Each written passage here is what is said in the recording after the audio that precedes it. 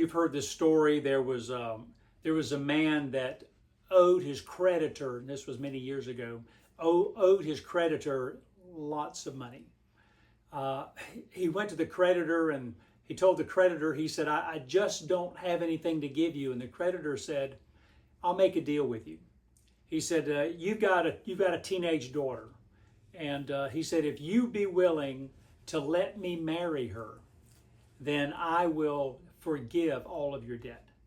So the man had some age on him. He was well up in age. This was a young teenage daughter, not a marriage that you would think would work. But anyway, the father goes back to his daughter. He explains it to her, and she said, Dad, she said, in order to get you out of all this trouble, she said, I'm willing to do that. And so she was willing to sacrifice her life in order to help her dad. So she married this old man, and the old man was pretty strict.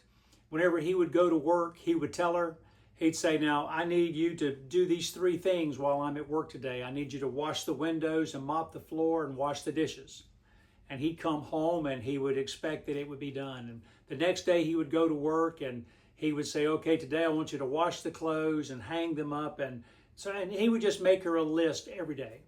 And as he was at work and she was doing these chores, she would just hate what she was doing. She'd wash the dishes and she'd say, oh, I hate having to do this. She'd sweep the floors and just grumble and say, oh, I hate sweeping floors. And it was just a miserable life for her. Well, as time went by, the old man died. A little time passed and she met someone her own age. She met a man her age. They fell in love. They got married. And she was there one day in the house while her husband was at work. And she was washing dishes and just singing along and so happy with what she was doing. Later, she found herself washing the windows and whistling as she washed them. And she was so happy with what she was doing. And then it dawned on her. She said, wait, I'm doing the very same things that old man wanted me to do, and I hated it. But now I'm doing them and I'm loving it. What's the difference? And what she realized was the difference was who she was doing them for. She realized that she was doing them for someone that she loved. And so therefore, it was a joy to accomplish that. Well, my name is Richard Coleman, and I'm the pastor at Shepherd Church of the Nazarene in Lexington, South Carolina. And it's great to spend just a few moments with you today. The Apostle Paul is writing a letter, not talking to them, he's writing a letter to the Philippian church. And he's trying to encourage them and let them know how important it is to be able to live a Christian life and be the example that God would have them to be. I was thinking about Paul's words when Paul said, don't complain. Don't argue. I was thinking about the way I word things sometimes. And I'm trying my best to try to correct my verbiage. I remember the other Sunday I had to, I'm saying it again. I was asked to fill in to teach someone Sunday school class. And that's exactly what I told somebody. I said, I had to teach Sunday school today.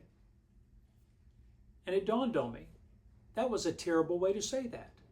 And what I should have said was, I had the opportunity to teach Sunday school today. I was privileged to be able to do that. I could do the same thing about, I had to cut grass today.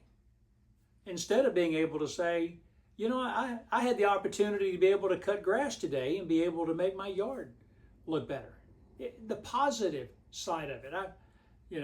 Can you believe I had to wash my wife's car today? Oh no. I had the joy of being able to wash the car for my wife today. It's all a matter of how we think about it and how we say it.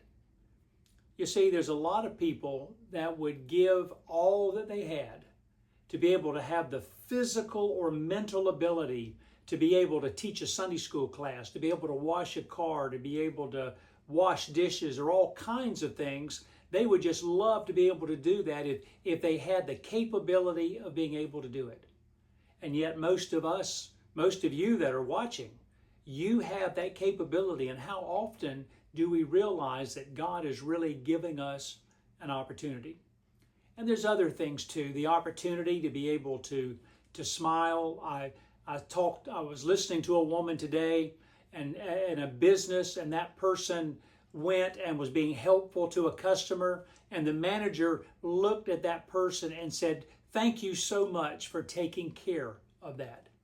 And I told the lady, I said, you know, I said, too often we don't thank people when they step up and do things for us. And I said, I appreciate the fact that you told her how appreciative that you were. It's important for us as Christians to be able to, well, how did Paul put it? Paul said, shine like bright stars in a world of crooked people. Those are Paul's words. Shine like bright stars in a world of crooked people. We need to do that. We need to be the ones that can give a word of encouragement and put a smile out there when everybody else is kind of down and, you know, they're depressed and they're thinking about all the things they have to do instead of being appreciative of all the opportunities they have. So I believe as Christians, we need to look more. And you've heard me today because I started out a moment ago saying I had to. And so I'm still working on it. I know I'm a work in progress. But we need to recognize that all of these are opportunities that God is giving us to shine like stars in a crooked world. So may the Lord bless you and keep you. May His face shine upon you. May you truly shine like a star this week. Thanks for taking the time and watching today.